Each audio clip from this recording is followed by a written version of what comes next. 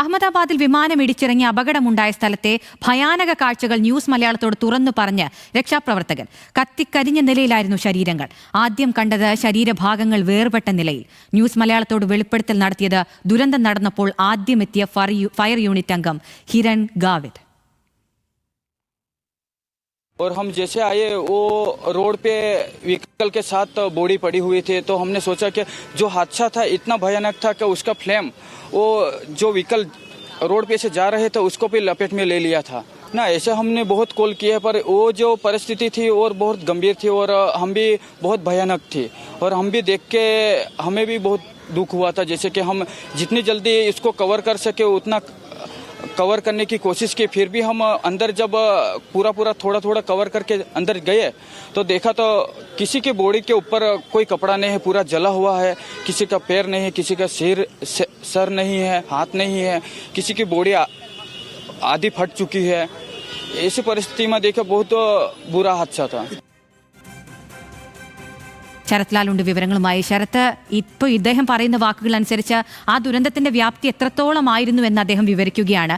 ഇപ്പോഴും സംഭവ സ്ഥലത്ത് തെരച്ചിൽ തുടരുകയാണോ? എന്താണ് അവിടെ നിന്ന് ലഭിക്കുന്ന വിവരങ്ങൾ? ഈ മരിച്ചവരുടെ എണ്ണം സംബന്ധിച്ച് അവസാനത്തെ ഒരു സ്ഥിരീകരണം എന്നാണ് ലഭിക്കുക? ഈ തിരച്ചിൽ എത്ര ദിവസം നീളും? എന്തൊക്കെ വിവരങ്ങളാണ് ലഭിക്കുന്നത്? അഖില, ഹിരണിൻ്റെ വാക്കുകൾ വളരെയധികം വേദനയുണ്ടാക്കുന്നതാണ്.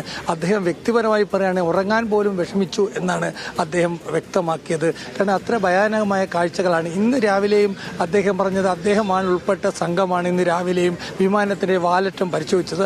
അപ്പോഴാണ് ആ ലഗേജിനുള്ളിൽ ഹെയർ ഹോസ്റ്റസിൻ്റെ മൃതദേഹം കണ്ടെത്തിയത്.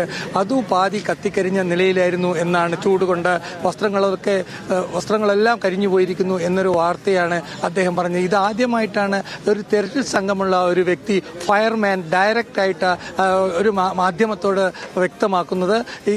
താൻ കണ്ട കാഴ്ചകളും ഇന്ന് രാവിലെ നടത്തിയ തെരച്ചിൽ കാര്യങ്ങളും അതേപോലെ തന്നെ വീണ്ടും തിരച്ചിൽ തുടരുകയാണെന്ന് അദ്ദേഹം പറഞ്ഞു.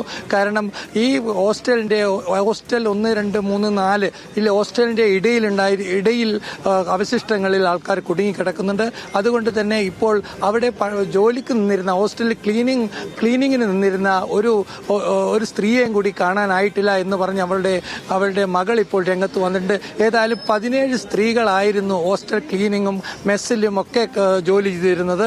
അതുകൊണ്ട് തന്നെ കൂടുതൽ മൃതദേഹങ്ങൾ ഈ അവശിഷ്ടങ്ങൾക്ക് ഇടയിലുണ്ട് എന്ന് തന്നെയാണ് ഈ ഫയർഫോഴ്സുകാർ വ്യക്തമാക്കുന്നത്. അതുകൊണ്ട് തന്നെ തെരച്ചിൽ നാളെയും തുടരും. അതേപോലെ തന്നെ വളരെ പ്രധാനപ്പെട്ട ഒരു കാര്യം എന്നാൽ 33 മെഡിക്കൽ വിദ്യാർത്ഥികളാണ് ഇപ്പോൾ ആശുപത്രിയിൽ അഡ്മിറ്റ് ചെയ്തിരിക്കുന്നത്. BJ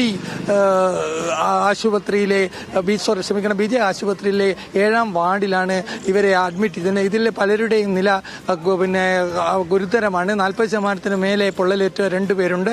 ഇതൊക്കെ കാണിക്കുന്നത് മരണസംഖ്യ കൂടാനുള്ള സാധ്യതയുണ്ട് എന്ന് തന്നെയാണ്. തെരച്ചിൽ തെരച്ചിൽ നാളെയും തുടരും. എല്ലാ സംഘങ്ങളും ഒരുമിച്ച് തന്നെയാണ് ഇപ്പോൾ തെരച്ചിൽ നടത്തുന്നത്. അത് NDRM അതേപോലെ തന്നെ ഫയർഫോഴ്സും അതേപോലെ തന്നെ ഗുജറാത്ത് പോലീസും തെരച്ചിലിൽ ഭാഗമാക്കാണ്.